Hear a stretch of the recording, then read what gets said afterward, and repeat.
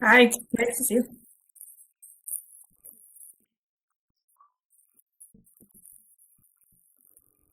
Sure. So, Colonial Power Group is an energy consulting company. And basically, what we do is we shepherd the town through the process. So, this is the town's municipal aggregation program, and there's several steps that the town had to follow in order to have an approved aggregation program by the state. So there's a local process and there's a state approval process. But one of those initial steps is, like you mentioned, issuing an RFP to get a municipal aggregation energy consultant that would kind of shepherd the town through the process. So that's Colonial's role as consultant, and when they go out for power supply, more as a broker.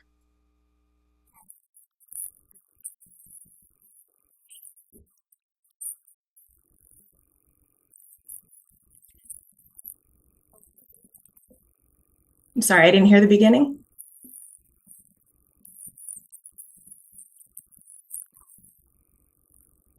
Right.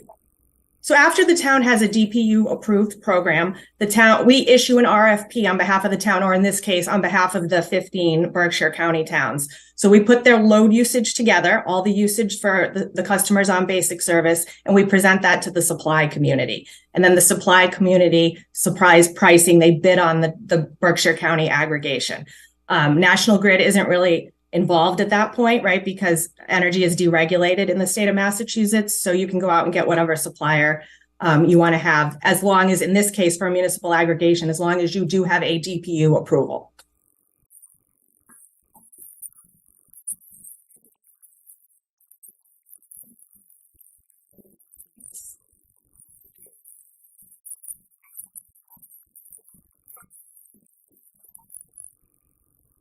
Right. So the town has done a great thing. So the town's product is 25% more mass class one RECs. So not national wind RECs, these are mass class one RECs, which are kind of the gold standard, right? So these are projects that have come online after 1997. So these are new renewable projects.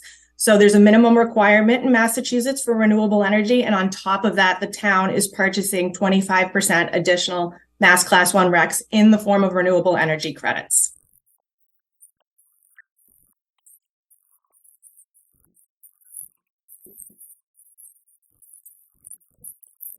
Yeah, or certificate, you're correct.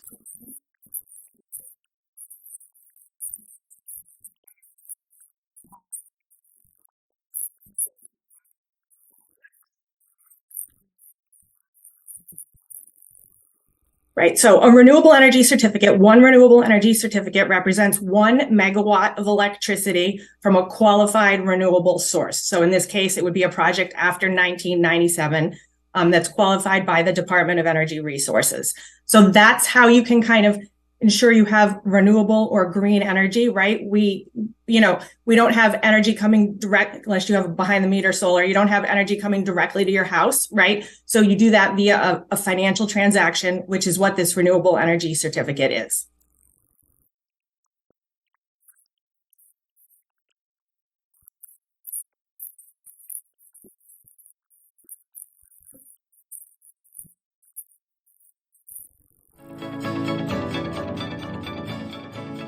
You probably know about the benefits of green power or renewable electricity produced by sources such as wind or the sun. Renewable electricity produces no fossil fuel-based greenhouse gas emissions or other air pollutants. That makes it cleaner than electricity that comes from burning coal or natural gas. But if you don't have your own wind turbine or solar panels, how can you use renewable electricity? With renewable energy certificates, also known as RECs, you can purchase renewable power and help the renewable energy market to grow. To understand how RECs work, it helps to understand how electricity is generated and delivered. From fossil fuel-based power plants to wind farms, every power generator produces electricity. This electricity travels to you through a network of transmission and distribution wires, which we call the electric power grid. Electricity from many different sources mixes together in the grid. There's no way to distinguish the exact source that your electricity came from. So how can a consumer like you know that the power you're using is from renewable resources? That's where renewable energy certificates come in. Each REC represents a specific amount of electricity produced and delivered to the power grid by a renewable resource, such as wind or solar. Let's take a wind turbine, for example. For every megawatt hour of electricity it produces, the turbine's owner generates a REC that they can either keep or sell. If you buy the REC, you are now the owner of that green power. RECs allow you to claim that the electricity you use came from a renewable resource with low or zero emissions. In fact, anytime someone claims to use renewable electricity, RECs are involved. Even if you produce your own renewable power on site, you're generating your own RECs. RECs are part of every renewable energy purchase, and they're a credible way to buy and sell renewable electricity because RECs can be uniquely numbered and tracked. Just like an online bank account that keeps track of your electronic banking transactions, anytime a REC is sold, there are systems that track and record it. Once you buy a REC and say that you're using green power, the REC can no longer be sold or used by someone else. The REC can be retired in the tracking system to prevent someone else from claiming it. EPA recommends buying RECs that are certified and verified. This ensures that your green power was generated by a quality renewable resource and what you bought was actually produced. Why are RECs so important? Because they are the currency of the renewable energy market. They allow people and organizations to choose cleaner sources of energy and reduce their carbon footprints. RECs give you the flexibility to support renewable energy even if you can't generate it yourself, or if your local utility doesn't offer a green power product. If RECs did not exist, it would be difficult to say for sure that you're using renewable electricity. In today's electricity market, RECs really do make a difference. By buying RECs, you're providing revenue to support renewable energy projects. When enough people buy RECs, these purchases promote growth in the green power marketplace and help to avoid greenhouse gas emissions across the country. For more information about RECs and how they work, visit the U.S. Environmental Protection Agency's Green Power Partnership at www.epa.gov/greenpower.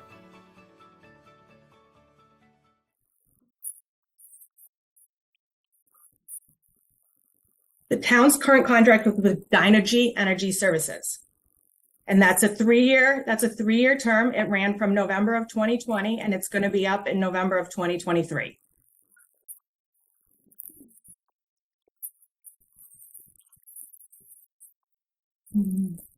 Okay.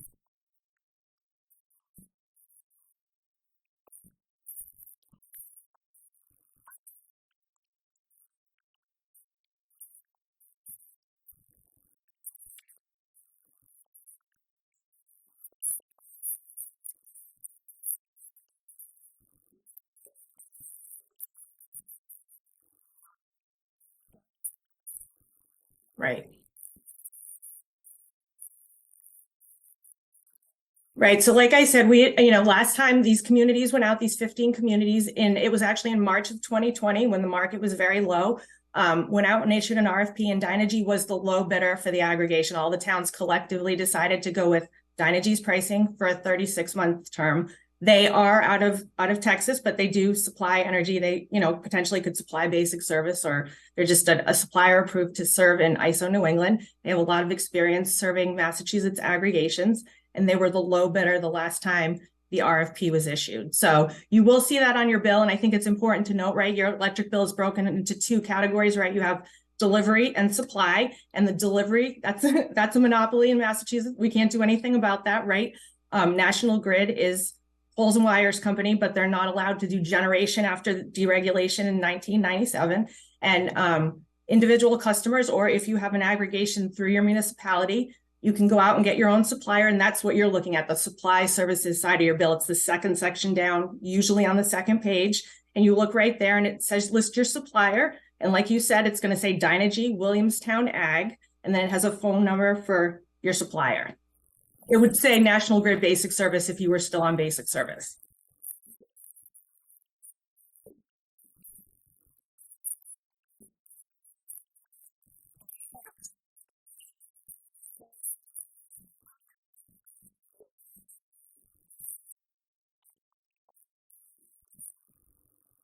Correct. National Grid is agnostic. So they're not going to be concerned with who your supplier is. You don't have to worry about them not showing up in town to come fix any down poles or wires if there's a storm. They're agnostic. They don't know who you're getting your supply from. And you know, I think National Grid has been very vocal this winter with the high rates. You know, if you can get another supply option, feel free to do so, but they're just your poles and wires company, and they will continue to fix any outages. They'll also, if you have any credits on your utility bill that come from the utility, so budget billing, low income discount, you get a farm discount, anything like that, that's all mass save. You still have access to that. Those are all utility benefits, and you'll continue to have those benefits through National Grid.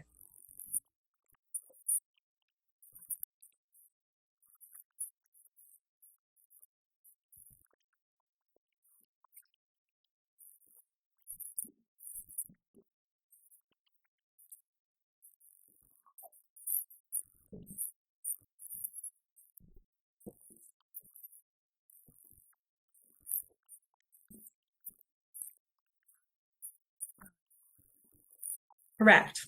So, yep, the town locked in for 3 years, like we said a little earlier, at 36 months at the Williamstown rate is 10,671 for the 25% more mass class ones. And that's been stable throughout the contract for the 36 months. As you noted, National Grid, the utility is required to go out twice a year and purchase energy on your behalf. They don't look for a hole in the market. They don't look for the best pricing, right? They just go out twice a year, excuse me, as the DPU mandates, and they buy electricity. And unfortunately, when they went out this past fall in September, there was a spike in the market. The market was very high. And unfortunately, that's the day they had to contract on. So they did. So like you said, it's a 33,891 rate at National Grid for the winter against the town's 10,671. And that's so the town's rate is 69% lower than the National Grid rate.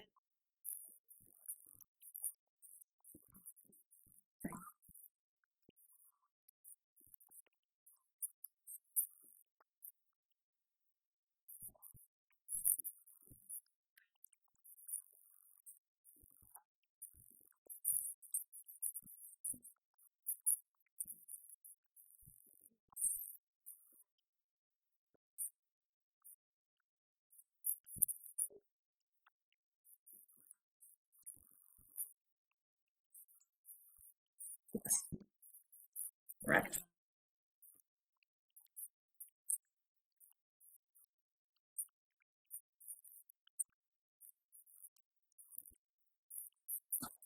Yeah. Sure. So these mailings go out periodically, but this most recent one, like you mentioned, went out on February 16th, and it was mailed to, what we do is we're able to get a basic service list from National Grid. So they give us a list of anyone who's currently on basic service, like you said, hasn't previously opted out of the town's program. So we take that list and with the supplier, prepare a mailing, and a mailing goes out to these folks, alerting them to the potential savings to be had, right? The lower rate against National Grid. And it kind of spells out the form and content of the letter is dictated by the DPU, but it has all the information about the town's program, what's going to stay the same, what's going to change, how to opt in, opt out, where you get your information. And so if you got that letter, if you do nothing, you will be automatically enrolled in the town's program on your April meter read. So what happens is the DPU requires you mail a letter. You give 30 days for folks to opt out if they don't want to be part of the town's program. So they have until March 21st to opt out of the program. If they don't want to take the town's rate, they would remain on basic service. But if you do not opt out, you will be automatically enrolled for your April meter read. And then you'll be in the program and taking advantage of the 10,671 and the 25% more mass class 1 recs. Right.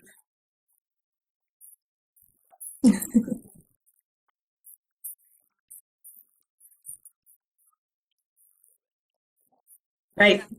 Correct. Great question. So there's a postcard that comes with the mailing. There's an opt-out card or reply card and a postage paid envelope. So all you need to do is sign that, stick it back in the postage paid envelope, and drop it in the mail. If you're not comfortable with the mail, you can go online at colonialpowergroup.com/Williamstown. There's a big orange button, opt in, opt out. You can click on that, type in your information from your National Grid bill and opt out. Or you can call Colonial 866-485-5858 extension 1. You can opt out. We will opt you out of the program, or Dynegy. You can call Dynegy and you can opt out through Dynegy. That's 866-220-5696. So there are many methods and you can use whichever one you're most comfortable with.